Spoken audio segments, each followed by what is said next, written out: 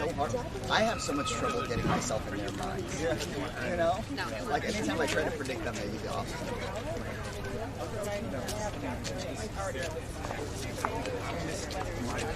Oh, thank you. You're the best.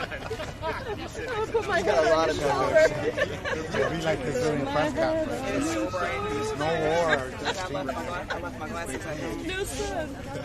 Should we get going? Let's go. And it's crazy because I also was like, oh, that's cool. I don't need them. I'm going to be outside. Well, thank you, everyone, for joining us on a hot morning.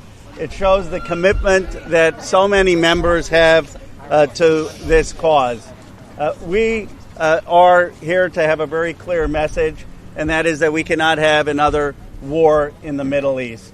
The members standing here are united around the view that the American people are sick of spending billions of dollars on these endless wars, and they want the focus to be on our country, on building our community, jobs here, child care, health care.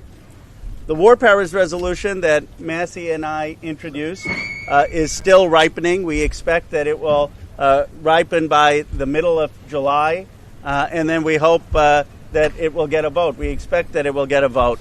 The Speaker should not deprivilege the War Powers Resolution.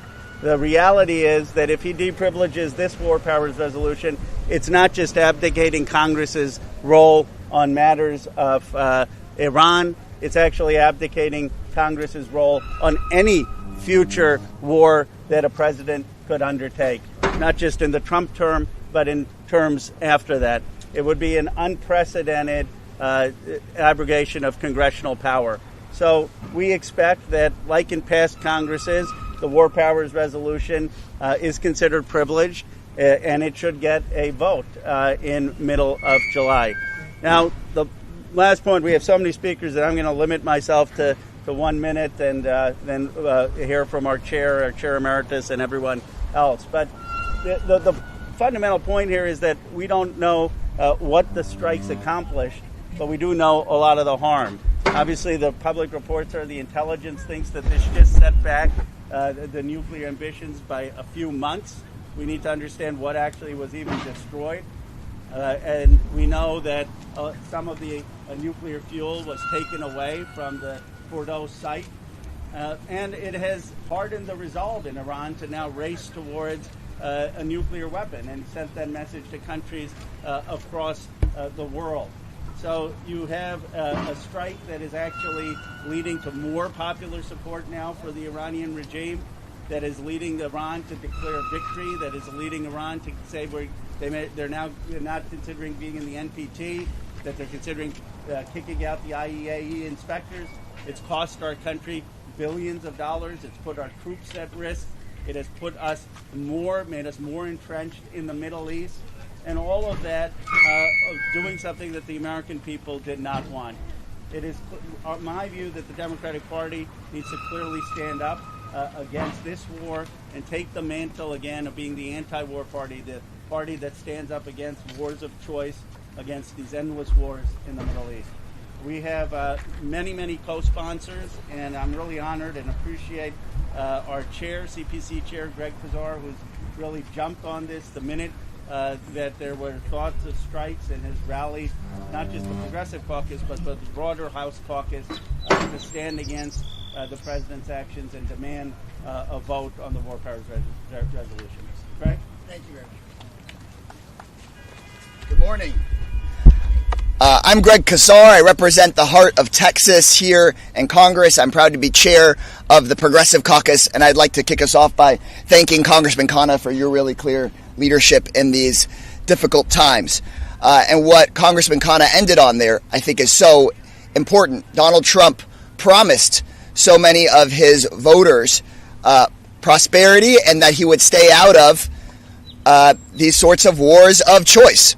And Donald Trump every single day is betraying his voters. And it's up to Democrats in Congress, with those willing on the other side of the aisle, to reclaim an anti-war posture that the vast majority of the American people support. I'm here to clearly say that Donald Trump cannot drag Americans into another endless foreign war, and that the House should vote this week on Congressman Khanna's War Powers resolution to stop Trump from recklessly endangering our American troops' lives.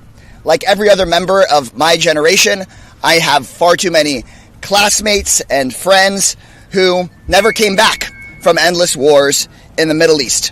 Time after time, politicians throughout my lifetime have promised quick and easy interventions in the Middle East, only to year after year after year after year put more American men and women in harm's way.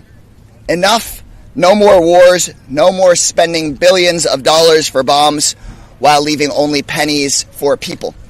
One other thing that I did want to mention is that we had a nuclear non-proliferation agreement with Iran.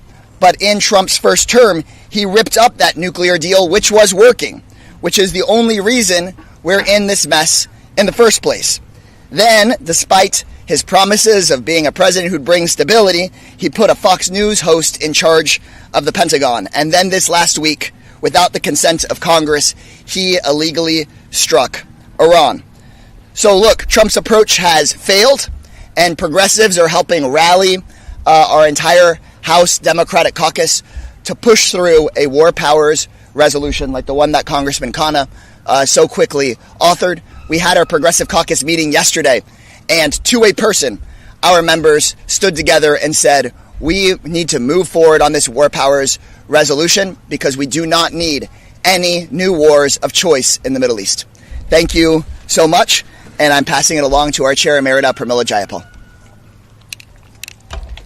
Thank you so much, Chairman Kassar, for your leadership on this. Thank you, Representative Khanna, for your long-term leadership on foreign policy. I think there's been a group of us on both sides of the aisle for years who have called out presidents on both sides when they don't come to Congress. This is an ongoing problem, and it is a fundamental undermining of our Article 1 constitutional powers. The sole power, the sole authority for declaring war rests in Congress. And the whole reason that the founders did that is because they recognized how incredibly important it was for the elected representatives of the people in Congress to debate and deliberate on matters of war.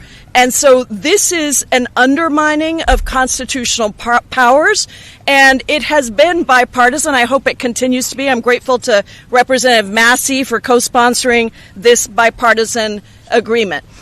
The issue here is that you cannot bomb knowledge. We know that Iran has had capacity to develop nuclear weapons, and the JCPOA under President Obama was a real attempt to recognize that and to recognize that the best way to prevent Iran, in fact, any global non-proliferation around the world, should be done through inspections, through weapons inspections, and through a global community set of eyes. What has happened now is many presidents have had the opportunity to go bomb nuclear facilities in Iran, but none of them have taken that because they have listened to their military who tell them that that is not the appropriate way to stop the development of nuclear weapons. And so I think it is very important to understand there was no imminent threat to the United States in this case. There was no intelligence presented to Congress. There was no debate, no deliberation. And what I am hearing from my constituents in my district, but across the country, is that people feel betrayed. Because Donald Trump said he was going to be the president of peace. He said he was going to get us out of wars on day one. And instead, Americans are being dragged into another endless war now between Israel and Iran. It is not our war.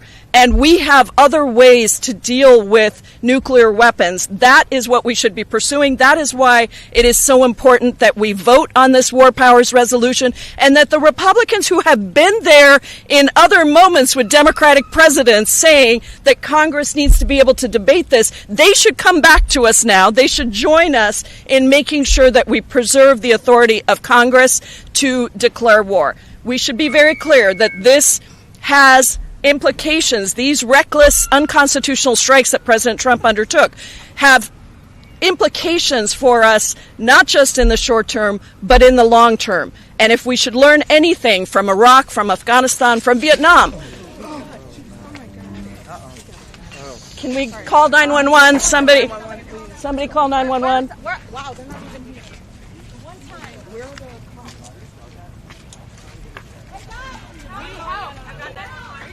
They're here. They're here.